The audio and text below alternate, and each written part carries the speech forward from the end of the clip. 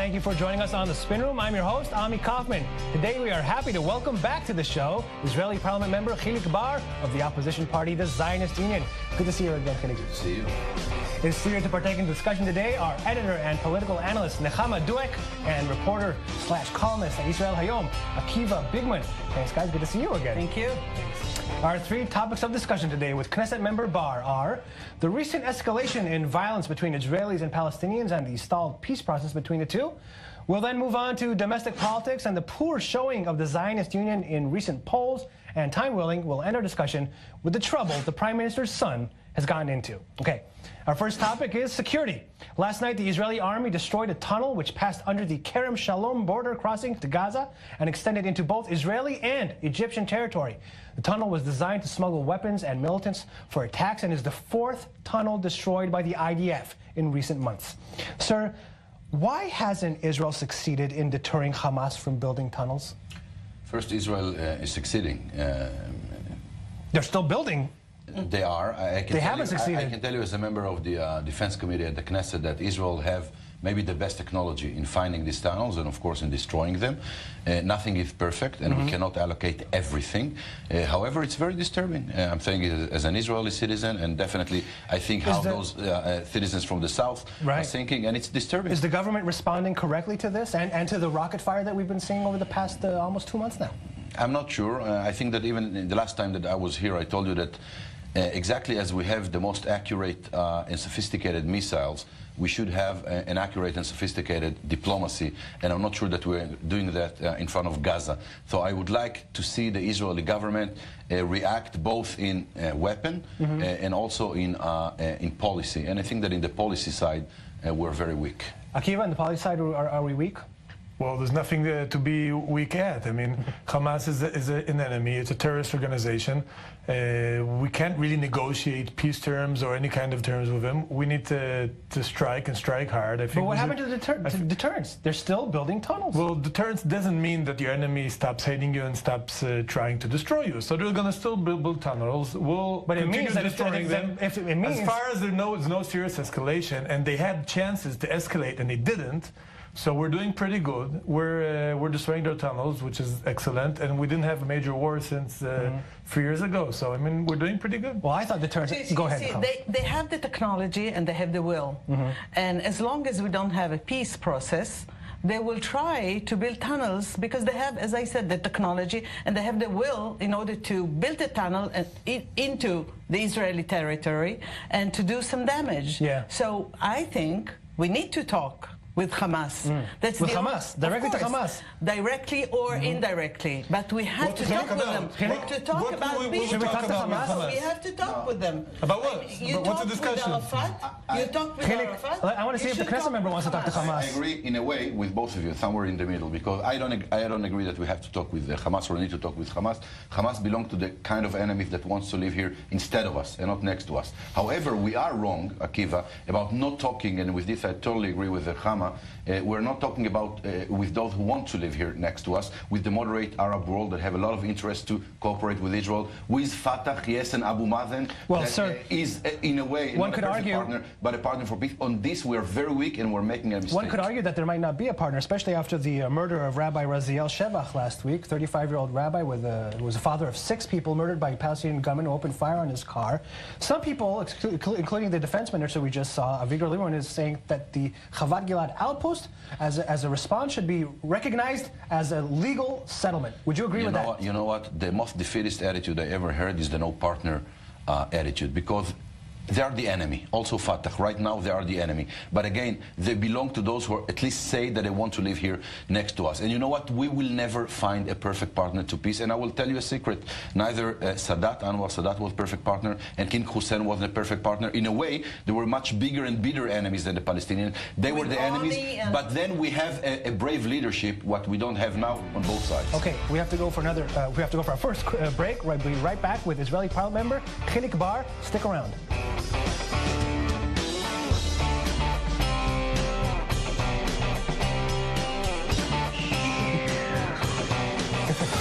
We're back on the Spin Room with Deputy Speaker of the Knesset and Hilik of the opposition party, the Zionist Union. Sir, you recently met with some Chinese officials in Beijing about the peace process. And you know what? Palestinians are also talking to other people besides the Americans. They're talking to the Russians now. After the Jerusalem announcement by Donald Trump, is America losing its standing as the only broker for this process? Well, not in Israel, maybe in other places. I still believe, and I told it to the Chinese that host us, that we see the American as the major negotiator or mediator between us and the Palestinians. However, we were invited by the foreign minister of China, Mr. Wang Yi, not a very senior politician, that thought that China want and might help in this process. And I do think that if we will give it a chance and involve other parts rather than just the Americans, it can help mainly in front of the Palestinians that lost some of their faith with the American, and it's not a bad idea. They're losing faith, by the way, in the two-state solution. Are you losing faith in the two-state solution, especially with this other setback that we've had? No, not only that I'm not losing faith in the two-state solution, I still think that the two-state solution is the only possible and viable solution between us and the Palestinians. Any other solution, mainly the one-state solution, is a total destruction to the desire of the Palestinians to have a state, but also for the Zionist dream that will bring us a majority of Arabs between the river and the sea. Akiva, is the public starting to lose faith in the two-state solution? The Israeli public, I'm talking about. Well, the public is not starting to lose faith in the two-state solution because it never had faith in any two-state solution. Every possible poll in Israel showed at least 70% of support among the Israelis in two-state solution. That's correct, but totally wrong, because all the polls... How'd that work? I'll explain. The polls show that the Israeli public is willing to negotiate for peace. They want peace. They're willing to talk about some idea of a two-state solution, but once you ask practical questions about any kind of peace agreement, about exiting the territories, about demolishing settlements, when you get to all these practical questions that without them there will be no practical solution with the Palestinians because they won't agree, the Israeli public moves farther to the right, and that means the public is one state or two states. The public, everybody, I'll just conclude, the public is for peace. They want peace. They want to have a good relationship with Palestinians, but when you talk about practical issues, it doesn't work. No, it's not true, because if you come to the Israeli public and you say there is a viable peace agreement with security measures, they will take it, 70% of them. Now, if it's not viable, or if I don't know, something will happen, or the security is not secured, they will say no. But it depends, But it depends generalizations. When you talk about practical details, every single detail from Jerusalem to the settlement, the public is against. Okay, let's People know what security means and they know what valuable peace means, and they're against it. The easiest way is to say no to everything, but that's not the right way. And besides, Akiva, when the public is believing in two-state solution, and our leaders coming and say, yeah, two-state, of course, I even said it in Bar Ilan speech, but it's not the time like it will ever be the time in the Middle East, and we don't have a partner like we will ever have a perfect partner. So the public believes that two states, yes, but maybe it's not the time. It is the time. It's just the right time to end this miserable conflict. I want to talk to you, and it's definitely possible. Knesset Member Bar, I want to talk to you about diplomatic isolation that the left usually brings up to you. Your party has brought up sometimes. The Prime Minister visiting India right now. We just saw him greeted by the Prime Minister Narendra Modi at the airport, surprisingly. We also have a tweet that he wrote in Hebrew. The Indian Prime Minister. So like I said, the left talks a lot about diplomatic isolation, but here we have one of the most powerful countries in the world. What diplomatic isolation are you guys talking about? Well, with all due respect, it's not a problem to find states that wants to cooperate in Israel on various issues, and we do have a lot of partners around the world. But when you come to the Israeli military ones, yeah, absolutely, and technology and cyber and other, we're living in an era that cyber is a big thing, and Israel is an expert, and I'm very proud as an Israeli. But when you're coming to the Israeli-Palestinian conflict, and we saw it in a lot of the voting in the UN just lately, you see that we are isolated, and you see that the vast majority of the countries around the world wants us to go to the two-state solution, and it's not. Very quickly, both of you, really quickly. But maybe what we're seeing is that the Palestinian issue is getting less important. They may be against us with the Palestinian issue, but they don't really care about it, and they want to trade with us and have connection with us, despite there's no peace. You know who is also isolated is the United States because of the President Trump. Yes. And as we are linked together with him, we get the backlashes because of him. I want to move on to our next topic. That is domestic politics and the state of your party, sir, the Zionist Union. I want to show you some polls. I'm going to start with a poll from the news company, Channel 2 news company called Midgam. Here you can see the Likud with 25 mandates, Yesh Atid with 24, Zionist Union 16. Another poll that was just published a few days earlier than that in Ma'ariv, another daily newspaper. Yesh Atid with 27, Likud 22, the Zionist Union at if I might add, a horrible showing, 14 mandates. At what stage do you go to the new leader of the Zionist Union, Avi Gabay, and say, hey, it's not working? First, we are saying, when we have criticism on Avi Gabay actions or sayings, we are saying it, but Avi Gabay was elected, and I think that we have to give him a fair chance. And by the way, you know, the real poll is the election day. I remind you that Bougie Herzog got 13, 14 seats in the polls just a month, even less, before the election, and we ended with 24 seats. I think that Avi Gabay is a new face. What's your main critique? What's your main critique of him so far? What's his biggest mistake so far? I think that he should talk more about security issues and the conflict, not to hide it as other chairmen did before. I think that he have to understand what's a party and how it works inside the party, and he don't do it a lot. But again, he's a leader. He's bringing a new way of leadership, and I think we have to give him a chance. And if we will give him a chance, you will see it in the polls. I'm very happy these two political analysts are here, because I am surprised, Nechama and Akiva, that the notorious knives in the Labor Party have not come out yet. It's 6 months. It's not too long, but not too short, on the other hand. How do you explain it? I think they learned the lesson, not to stab in the back.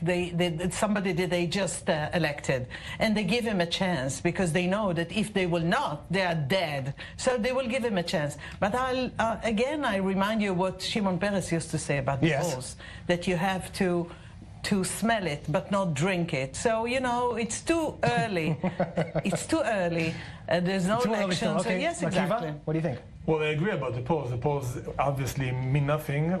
We get election day, everything changes, mostly because of the dynamics of the campaign, which is the big question. A campaign in Israel is about half a year, and it really depends on how the parties will run the campaign. The last campaign was radicalized both parties. The Zionist Union had the V15 operation, which was created a backlash on the right, and everything was more polarized, and then that's why the Likud got stronger.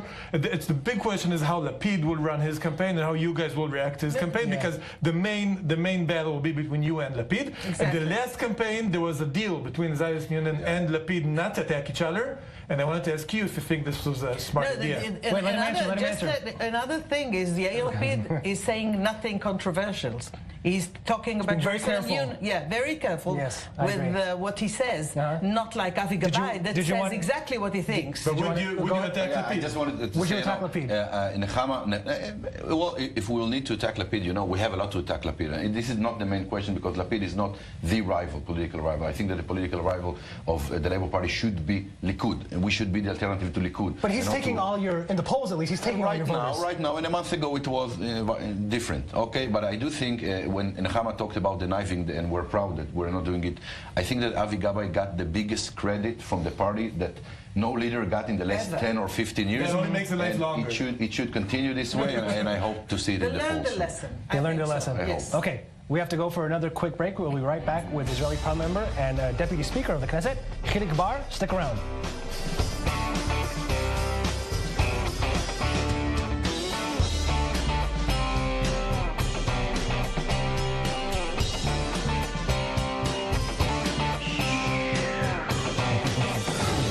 We are back on the spinner with the Deputy Speaker of the Knesset, Hilik Bar. Knesset member Bar, Avi Gabay, the leader of your party, has said that he will not sit with the joint list of Arab Knesset members.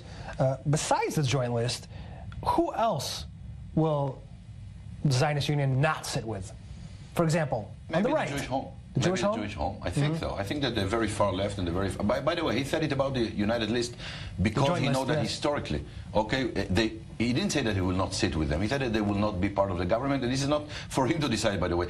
They decided to not be part of a Zionist government, so he didn't renew anything. Zionist. Yeah, they're not Zionists, so they want... Are the Orthodox Zionist? No. Okay. Yeah, but we will sit with the Orthodox, and we will sit in a way in Likud under us if they will agree to our guidelines. But I think that besides Bennett and the United Arab List, I think everyone is potential. By the way, do you support the... Go ahead, Nechama. Rabin's government in 1992, the Arabs, the Arab Party, they backed him from the outside the coalition, and they gave him, they were part of the bloc. You're right. Do you support the weekly anti-corruption demonstrations? Yeah. Really? Have you been there? Once, but no, I'm not going Why? Do you believe that the police chief and the attorney general aren't working fast enough? What's your critique? No, I think that this, when this corruption was in front of the house of the National Legal Advisor, and I'm not sure if that's the correct... The attorney general, you mean? Or yeah, I didn't go. When it was in front of his house, I didn't go. Yes. I didn't go. go. Because I don't think that it's the correct thing to do, but it's not. I agree with him. But now that it's in Tel Aviv, in the squares, sinking in corruption, and you see these files against the prime minister and other ministers, I think that to go out and demonstrate against the corruption in Israel, it's a value, it's a democratic value, and this is why I totally support it. Absolutely. Yeah, I do too. Do you have some critique, Akiva? I don't know. You have some critique. But I want to say I didn't go because in Saturday night it was problematic because of my family. Okay, very quickly, really quickly, Akiva. Well, I think that these demonstrations are trying to put force on the Attorney General to make the system work faster, work harder on the Prime Minister. I think that's bad. Okay. In some senses, it causes damage to democracy. It's true that the demonstrations in front of his house are way worse than what's happening now in Tel Aviv, but still the agenda and the basic ideas didn't change. But honestly, the Attorney General and the police should work a little bit faster. It's not good for the country. That's also not good for the democracy, she says. Right? But there's no evidential basis that anybody's working slower. They work in the speed they can. They do what they can. Okay. All right. Things take time. I want to move on. We only have. Exactly. Okay. I want to wrap this one up with our last topic. Is the son of the prime minister, Yair Netanyahu, was caught on tape. Nechama's already giggling, making disparaging. From one corrupt person to another. Oh, okay. Well, you say that was caught on tape making disparaging comments about women during a night out at Tel Aviv strip joints with two friends, accompanied by his security guard and a driver. How do you feel about the Netanyahu tapes? It's a disgrace. A, the way that he talked about women. B, the use of state money, governmental money to, the fact that they took him with a secured car and bodyguards to strip clubs. This is unbearable. Do you blame his education as some are from the parents? Do you think this trickles down from the parents? When I saw it the first time, I was in the Knesset plenary, I just felt mercy for Netanyahu. Because to see your son talking and behaving in this way, I really, as a father, I was embarrassed for Netanyahu. I'm not sure, even from the opposition, that Netanyahu educated him on these values. I give Netanyahu this credit. Maybe not enough preventive education, at least, to respect him. Everything was already said about it. It's very sad, and I'm sorry for his parents. I guess when they saw it, they were devastated. I mean, I saw today the face of Sarah Netanyahu, going down on her way to India. To India, and her face. They said everything. I mean, it was really, as a mother, I was. The son, by the way, was supposed to join them. He was supposed to join them in the trip, and he's now staying home. Yes, the last thing, Akiva. Well, I think everybody's saying, talking about the moral issue, which is obviously not nice. Not nice. Not nice at all. I agree. I take that Israel Ayom could give on I take. Should appreciate it. I take whatever you guys say. Take whatever you guys say about it. It's okay. But I think that one of the main issues that people don't talk about is the big problem with the security of officials. Yair Netanyahu, from whatever reason, is a secured official now, as the same as the ministers and other seniors in the government. And the fact that someone could get so close and record him saying whatever it is. It could be this, it could be political deals, it could be talk with donors, it could be state secrets, whatever it could be. And maybe this guy who made these tapes has more stuff from other people. We don't know. Maybe he has some of our security secrets on tape, and he will sell them for whatever pays. Doesn't he have a right to privacy? By the way, in a very rare occasion, I fully agree with Akiva on this. I think that is this recording? The fact on this issue, the fact that Israeli officials, may it be ministers, the prime minister's son, or the prime minister's, cannot feel safe when they're talking in their car, it's a disgrace. Nechama, I want to ask you, because from a media perspective, there are those who are calling this tabloid journalism, that Channel 2 shouldn't have taken those tapes or paid for those tapes. What's your thoughts on that? If I had the tape, I would err. If you were editor-in-chief of that, you would have done it. Of course. Because there are others who didn't. It's good stuff. It's good media. It's good journalism. It's good journalism? It is. How is it? You just got a tape. How's a journal? What do you mean? To publish it, okay. to stand behind it, and to show the world and the Israeli citizen what the son of the prime minister is doing on our good account. Journalism? And how I think it's very good journalism for a tabloid junkie. Oh, come on. Tabloid junk. So you're all calling it tabloid It's junk. very good tabloid junk. I understand. Does it mean that you're envying that Israel today didn't get I it? understand. What? I missed that. I missed that. I understand why. He's envious that they didn't get it. I'll tell you this. I understand why they broke out the state, On the and I first understand place- why they paid money for it. Okay. But I understand the other media outlets who didn't want to do right. it because this is. We have to wrap it up. We have to wrap it up. We have to wrap it up. I'd like to thank. That's all the time we have. I'd like to thank our panelists, Akiva Bigman and Nechama Duak, and a special thanks to today's guest, Hilik Bar. Thank you again for coming back to the hot seat. You survived. Always a pleasure. We'll be right back with our weekly installment of Media Analysis with the Press Gurus. Stick around.